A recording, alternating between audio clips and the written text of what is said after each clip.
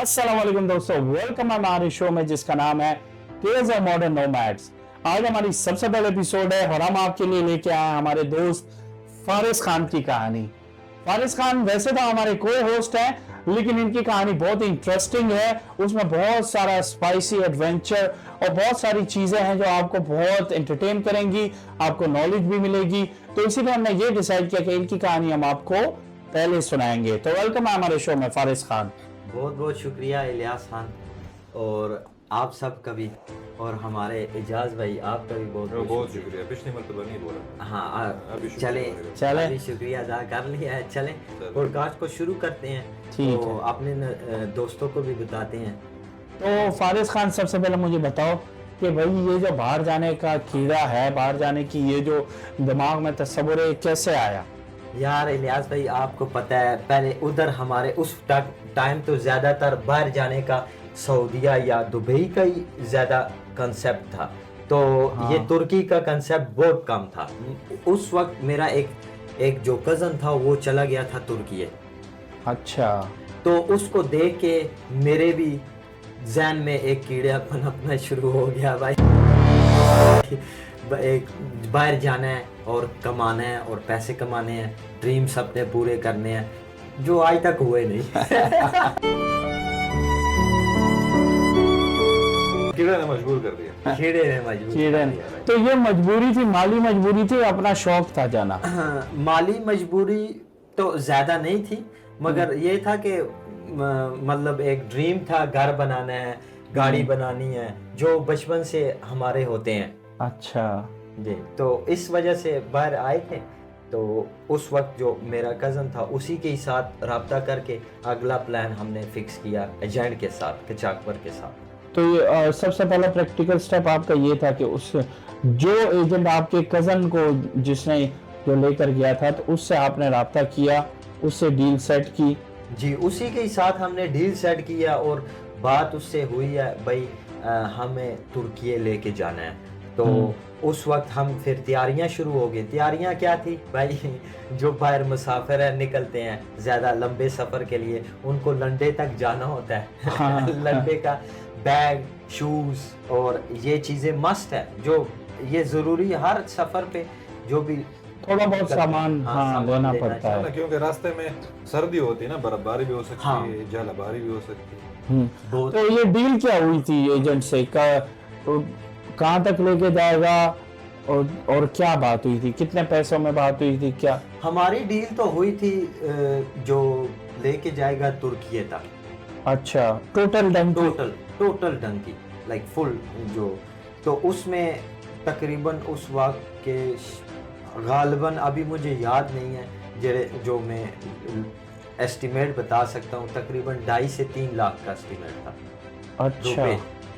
और ये भी बताओ फारिस के ये जो डंकी मारनी थी पाकिस्तान से तुर्की तक, ठीक है, इसमें कितना मतलब टोटल पैदल चलना था, क्या था? थोड़ा सा ये डंकी के बारे में एक्सप्लेन करो। डील क्या हुई थी और किस तरीके से आपकी उससे बात हुई थी? उससे बात तो मेरे कज़न की हुई थी और उसने मुझे ये बताया था कि भाई जो बेसिकली ये काम बताते हैं, मतलब वो कहते हैं कि भाई थोड़ा सा चलना है, 4-5 घंटे का चलना है, और फिर आप गाड़ी में बैठ के जाएंगे और आगे से आपको दूसरी गाड़ी लेगी। बेसिकली वो यही बताते हैं, मगर रियलिटी जो हकीकत है वो बिल्कुल इससे मुख्तलिफ है। उसमें आप 10 दिन भी चल सकते हैं, 20 दिन भी चल सकते अच्छा। हैं, इसका कुछ हिसाब नहीं है। अगर तो आपकी किस्मत अच्छी है, आप कम चले हैं और मतलब आगे निकल गए हैं गाड़ियों पे, तो ये आपकी अच्छी किस्मत रही है। मगर ज़्यादातर जो तुर्की जाते हैं उनको उस वक्त तकरीबन 15 दिन से 1 महीना लगता था।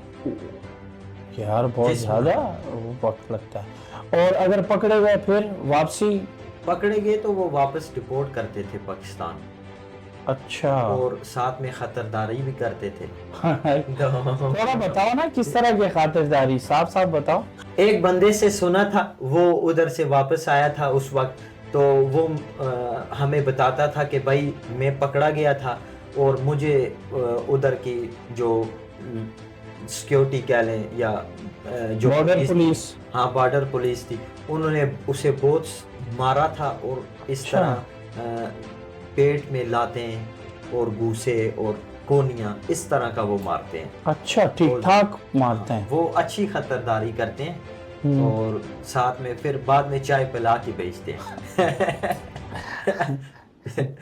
तो वापस वो डिपोर्ट चाय पिला के बेचते हैं, मतलब पहले खतरदारी करते हैं फिर वो खाना भी देते हैं। अच्छा। और आपको अच्छा जो है ना हम्म। चाय वगैरह पानी वगैरह दे के वापस डिपोर्ट करते हैं।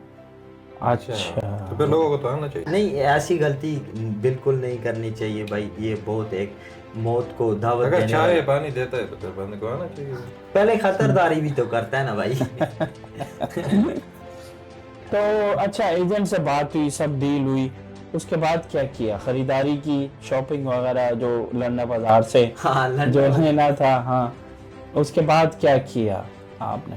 हाँ, हमने वो लंडा बाजार से बैग्स जूते वगैरह लेके हम आगे फिर टिकट के लिए चले गए कोयटा की। पहले अच्छा। जाना होता है कोयटा। अच्छा। सो एबटाबाद से हम कोयटा गए थे और मेरे साथ कुछ दोस्त भी मेरे हमरा थे जो मेरे साथ जाने के लिए तैयार थे।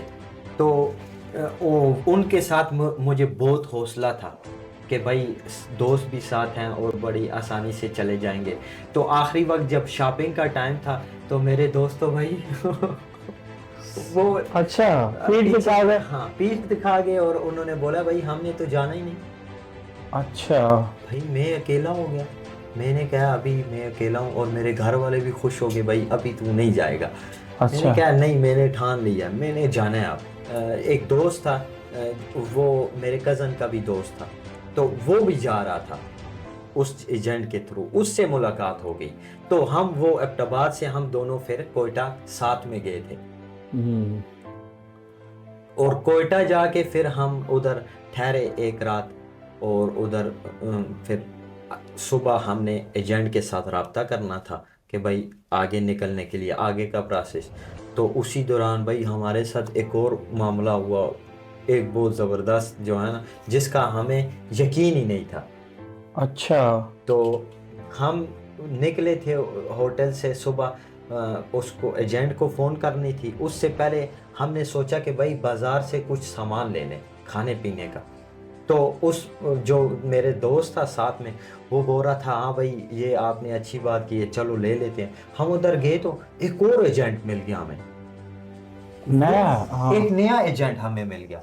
उसने हमें पूछा भाई किधर जा रहे हो? हमने बोला इस तरह हम तुर्की जा रहे हैं। उसने बोला भाई तुम पागल हो, तुमने मरना है, तुम मतलब ये किस तरह जा रहे हो? तुम्हें पता है कितना पैदल चलते हैं और कितना सफ़र है? और वो तो बोल रहा था कि भाई कंटेनर्स में भी डालते हैं, ठीक है, और लोग मर भी जाते हैं इसमें? लोग मर भी जाते हैं और कई लोगों ने उधर लाशें अपनी आंखों से भी देखी थी। और मतलब ढांचे जिधर हड्डियां कुछ सर खोपड़ियां वगैरह पड़ी थी। तो भाई ये सोचो कि एक बंदा गया डंकी मार के, खुदा ना ख्वास्ता उसको उधर बॉर्डर पे गोलियां भी चलती हैं। हाँ, बॉर्डर पे गोलियां भी, तो ये तो भाई सीन आपको सुनाने वाले हैं इससे। हाँ। तो ये तो आगे आने, मतलब आपको मैं आहिस्ता आहिस्ता एक्सप्लेन करता हूँ। या मतलब जिस तरह हम वो एजेंट मिला, उसने हमें बोला भाई ये तो बहुत ख़तरनाक रास्ता है, तुम इस रास्ते पे मतलब तुम इस रास्ते को चूज़ नहीं करो, मैं भी काम करता हूँ, मैं तुम्हें एक अच्छा सोल्यूशन देता हूँ। अच्छा। उसने हमें बोला भाई हाँ मैं आपका ईरान का वीज़ा लगवाता हूँ और आपके साथ जाऊँगा ईरान तक, और फिर उधर से आगे आपकी डंकिया, और आप 5 दिनों में आप तुर्की पहुंच जाएंगे।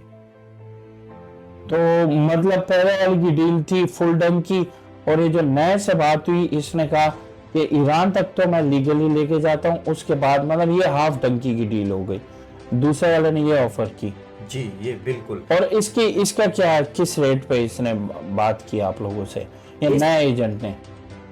इसने वो रेट भी तकरीबन सेम एज बोला था, मगर उससे कम था थोड़ा। अच्छा। जो उससे कम था, तो ये भी सुन के हम भी हैरान हुए, भाई ये तो एक हमारा भी फायदा है। हाँ, अगर कम पैसों पे ये थोड़ा लेस रिस्की काम हो रहा है, वो क्यों ना करें भाई। हाँ ये बहुत लेस और रिस्क भी नहीं है रिस्क तो इसमें। वैसे ही है, क्योंकि भाई डंकी चाहे आधी हो फुल हो, डंकी तो डंकी ही है। लेकिन ये है कि इसमें चलो ईरान तक का आप सुकून से जा सकते हो। जी बिल्कुल, ईरान तक सुकून से जा सकते थे। जब हमने ये सुना और ये सारा कुछ उसने हमें बताया, मैं और मेरा दोस्त फिर हम मतलब बातें करने लगे आपस में, यार हम क्यों इस तरह जाएं और इतना रिस्क भी लें और पैसे भी ज़्यादा हैं, और फिर साथ में उसने हमें बताया कि वो हमारे साथ जाएगा, इसकी भी श्योरिटी थी। अच्छा ठीक है, वो अपने हमारे साथ जा रहा है, तो हमने आपस में बात की, तो हमने पुराने एजेंट्स के साथ डील कैंसिल कर दी। ठीक हो गया। फिर आगे क्या किया? तो वो जब उसके साथ मैंने अपने कज़न को बोला कि भाई हम तुम्हारे एजेंट के साथ नहीं जा रहे। उसने जो नया एजेंट था उसने बोला कि आप जाओ वापस एबटाबाद, मैं 10-20 दिनों में वापस आऊँगा और आपसे आके उधर मिलूँगा। फिर हम वापस चले गए एबटाबाद। ये बात है 2015 ऑलमोस्ट आप कह लें शायद अगस्त या नवंबर की। ठीक हो गया जी। 3 weeks later. तो जब हम वापस एबटाबाद आए लोग बहुत, वो मेरे घर वाले बहुत खुश हुए, चलो भाई आ गया, शायद प्रोग्राम कैंसिल हो गया। मैंने बोला भाई अभी एक दफ़ा निकले हैं तो इंशाल्लाह खैर होगी, दोबारा निकलेंगे। अच्छा। हाँ, राब्ता मतलब ये है कि इरादा तर्क नहीं किया अभी। इरादा तर्क नहीं किया मैं, क्योंकि पुख्ता इरादे थे। तो जब हम वापस एबटाबाद आए और फिर मैंने अपना पासपोर्ट वगैरह बनाया, I got my passport. और फिर उससे रब्ता किया उस बंदे के साथ, तो उसके साथ रब्ता करके डील डन की, और फिर उसने हमारे पासपोर्ट लिए, हम पेशावर गए और वीज़े वगैरह का काम सारा कुछ उसने खुद किया। वीजा के बारे में बताओ, वीजा कौन सा था? यार वीज़ा तो वो था, ज़ियारत का वीज़ा था। मुझे उसने ज़ियारत का हमें वीज़ा लगवा के दिया, मैं और वो मेरा जो साथ दोस्त था। तो जब हमारे वीज़े लग गए तो हमने दोबारा प्लान बनाया। ऑलरेडी हमारे पास सामान तो था हाँ। जो पिछली दफ़ा ख़रीदा था। तो वो जो मेरा दूसरा दोस्त था वो भी भाई वो भी कैंसिल, उसका वो भी पीछे हट गया। वो भी पीछे हट गया, अच्छा, और उसने भी अपना इरादा तर्क कर दिया जाने का। ये कैसे दोस्त है आप? सारे तो चक्कर हो जाते हैं। हाँ, वो जब आगे नजर आ रहा हो, एक तो फाइनेंशियली शायद बर्डन होगा, क्योंकि हाँ ये भी है। पैसों का भी मसला था, और दूसरा ये था कि उधर मौत भी नजर आ रही थी भाई। ओह, जी, खतरनाक रास्ता था। तो उस एजेंट के साथ हमारी बात हुई। उस एजेंट के साथ फिर मैं अपना अकेले का सफ़र स्टार्ट किया। उधर से हम एबटाबाद से दोबारा कोयटा गए। कोयटा हम शाम तक रुके। आगे से कोयटा में हमने सामान कुछ और उधर से जो ज़रूरी सामान था लेके हम तफ्तान के लिए निकल गए। अच्छा, तफ्तान ईरान का शहर है? तफ्तान पाकिस्तान का शहर है, और ये पाकिस्तान और ईरान के बॉर्डर का शहर है। एजेंट के साथ बात हुई तो हमने दोबारा सफ़र शुरू किया एबटाबाद से कोयटा। तो वो भी हमारा तकरीबन 16-18 घंटे का सफ़र था। अच्छा। उसके बाद हम एक रात रुके। शाम को फिर हम निकल गए तफ्तान के लिए। और तफ्तान एक बंजर ज़मीन इलाका है जो ईरान और पाकिस्तान के बॉर्डर पे शहर है, और बिल्कुल बंजर इलाका है। तो उधर हमारे तकरीबन 6-7 घंटे लगे थे तफ्तान पहुंचने के लिए। तो उधर हमने रात गुजारी। भाई सुबह जब हुई ना, सुबह सब लोग आ गए उधर भाई, पैसे के बोरियां लेके। क्यों? ईरान की जो करेंसी थी वो थी शायद रियाल। हाँ, अच्छा। ठीक है, तो ईरानी रियाल है शायद। तो क्या ईरान में लोग बोरियां लेके घूमते हैं पैसे? भाई मैंने सोचा कि भाई पैसे चेंज करवा लें इधर कुछ थोड़े बहुत। तो मैं अपने साथ तकरीबन 10,000 रुपये लेके गया था। तो मैंने सोचा 5,000 चलो चेंज। 5,000 जब मैंने चेंज करवाने का बोला, उसने इतने धथे दे दिए भाई पैसों के। मैंने कहा इसको मैं डालूंगा किधर, मतलब साथ किस तरह लेके जाऊंगा।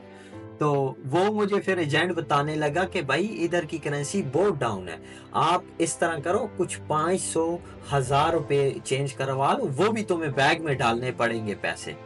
तो वो इतने ज्यादा, तो मैंने फिर वो 500,000 ही चेंज करवाए, ज्यादा नहीं करवाए थे। तो फिर हम चले गए कोएत अफ्तान उसे बोलते हैं, बिल्कुल बॉर्डर एरिया पे। उधर हम पहुंचे तो लाइन लगी हुई भाई एग्जिट की। तफ्तान से हम फिर कोएत अफ्तान गए, उधर एक कमरा था जिधर बहुत सारी लाइन लगी हुई थी लोगों की। तो हमें उधर तकरीबन 4-5 घंटे लग गए और हमने अपना इमिग्रेशन क्रॉस किया। जैसे हम ईरान में दाखिल हुए, मेरी आंखें खुली की खुली रह गई भाई, कितना ज़बरदस्त उनका स्टाफ था, मशीनें, स्कैनर्स लगे हुए, टाइलें इतनी ज़बरदस्त, और मतलब उधर का माहौल भी बहुत ज़बरदस्त था। तो मैं देख के हैरान हो गया कि भाई ये मतलब हमने तो यही अज्यूम किया हुआ था, हमारे ख्याल में यही था कि ईरान एक गरीब कंट्री है, एक गरीब मुल्क है। हमारे तो ये कॉन्सेप्ट बना हुआ है ना कि यार ईरान कोई बैकवर्ड कंट्री है, वहाँ डेवलपमेंट है, डेवलपमेंट नहीं है बिल्कुल ही, जो है ना हमारी तरह पाकिस्तान या कोई दूसरा कोई थर्ड वर्ल्ड कंट्री। लेकिन ये भाई भी आपको अपना एक्सपीरियंस बता रहे हैं, और मैंने बहुत सारे लोगों से सुना है कि ईरान क्वालिटी और स्टैंडर्ड के लिहाज से यूरोप के साथ बिल्कुल शाना बशाना खड़ा है। ये नहीं है, आप उसको ये नहीं कह सकते कि उन पर सैंक्शंस लगे हैं तो वो कोई जो है ना कोई गांव या देहात है। बहुत ही उनकी जो है ना मेंटेनेंस और बहुत ही डिसिप्लिन निज़ाम है वहाँ पे। जी बिल्कुल इलियास भाई, जब हम उधर दाखिल हुए, आ गए ईरान में पहुंच गए, आगे से हमने टैक्सी लेके तो पहले शहर में गए ज़ैदान। अच्छा जी, बॉर्डर से आपने टैक्सी ली, ज़ैदान पहुंचे? हाँ ज़ैदान हम पहुंचे, और उधर भी देखा भाई उनका एक तो साफ सुथराई ज़्यादा थी जो उस वक्त मैंने देखा। अभी का मुझे नहीं इल्म क्या है, मगर उस वक्त जो था, हम उधर पहुंचे, उधर से हमने फिर बस ली भाई। इस्फहान में हम जब पहुंचे, उधर भी एक ज़बरदस्त शहर यार, एक डेवलप सिटी नज़र आ रहा था, और उनकी बस का ज़बरदस्त सिस्टम था भाई, आला तरीन उनकी बसें थी। अच्छा, और उसमें वो खाना भी देते थे। तो पाकिस्तानी बस के मुकाबले में आप देखें कि उनकी बसें इतनी ज़बरदस्त हाई क्वालिटी की, और उनको उस वक्त भी खाना देते थे बस में, और शाम की काफ़ी भी देते थे। और ये टिकट में इंक्लूडेड था? सब कुछ इंक्लूड। वाह जी, क्या बात है। और ये कब की बात है? ये 2016 में मेरा सफ़र स्टार्ट हुआ था, फरवरी में, मेरे ख्याल में 4-5 फरवरी को मेरा, और सख्त सर्दी भी थी उस वक्त। जी। तो ऑलमोस्ट 9 साल हो गए उस टाइम। अब उनकी क्या डेवलपमेंट होगी? और मैंने सुना है उनकी ट्रांसपोर्ट बहुत ही मतलब बहुत हाई लेवल की है, स्टैंडर्ड है उनकी ट्रांसपोर्ट का बहुत ज़्यादा, बसेस का, ट्रेन्स का, इस तरह वगैरह बहुत ज़्यादा पब्लिक ट्रांसपोर्ट पे उन्होंने बहुत काम किया है। तो आप ट्रैफिक का निज़ाम भी बहुत तो हम सोच सकते हैं कि भाई अभी क्या उनका निज़ाम होगा। तो फिर आप गए, पहले आप ज़ैदान गए? जी। ज़ैदान से इस्फहान गए? जी। और इस्फहान तो उनका बड़ा शहर है ना? जी, इस्फहान भी उनका बड़ा शहर है, और ये नज़दीक भी है तेहरान के। और उधर से हमने फिर सेकंड बस ली और हम पहुंच गए सीधा तेहरान जो कैपिटल है। अच्छा। है, और एक बहुत ही खूबसूरत सिटी है। जब हम तेहरान में पहुंचे, बस हमारी पहुंची, अभी मैं कंपेयर कर सकता हूं कि तुर्की का जो एक बस स्टेशन था, एज सेम कंपेयर उनके पास ईरान के पास था। ट्रेन में मैं सफ़र नहीं कर सका, मगर उनकी सुना है ट्रेन का भी बहुत हाई लेवल है, मगर बस का भाई बहुत ज़बरदस्त सिस्टम था। आप पहुंचे तेहरान? जी, तेहरान पहुंचे। तो व्यूअर्स, यहाँ पे हम अपना पहला पार्ट पॉडकास्ट का ख़त्म करते हैं, पाकिस्तान से, एबटाबाद से तेहरान की कहानी, और दूसरे पार्ट में हम आपके लिए लेकर आएंगे तेहरान से आगे की कहानी। तो जुड़िए रहिए हमारे साथ, और मिलते हैं हमारे पार्ट 2 में, टेल्स ऑफ मॉडर्न नोमैड्स।